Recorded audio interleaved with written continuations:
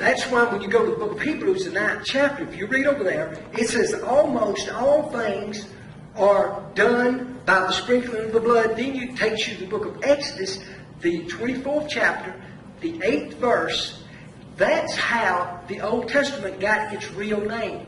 See, we've used the word Old Testament so much that we think it's something we just throw out, because we use the word Old Testament.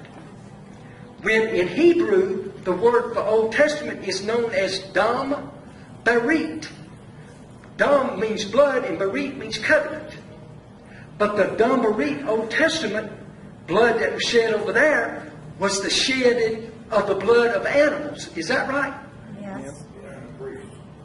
They had the Kohen Gadol, the high priest, that offered the blood of the animals up, which were a type shadow. When the Messiah comes, this is why you find in the New Testament, or I see, there I go, I'm saying, when you find the book of Matthew, when the Messiah said the Messiah could not come against the law. You remember there was a woman caught in adultery. She got caught in adultery, and they brought her to him. And when they did, he didn't tell them they couldn't do what they do. He could stop at it.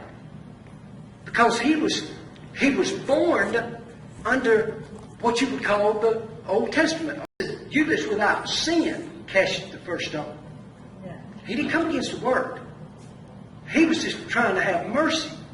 And they dropped him rocks, stones, of what they were doing, and walked away one by one.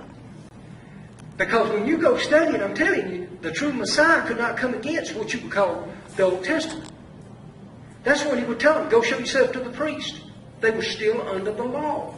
Far as the blood. That's why he kept saying it. He was not, this is what we read. Well, a lot of times we think that the Messiah run around with the book of Matthew, Mark, Luke, and John. And people really looks at it like that all the time. You would not believe the people, brother, we've run up on, that actually thought the Messiah was reading out of the book of Matthew, Mark, Luke, or John.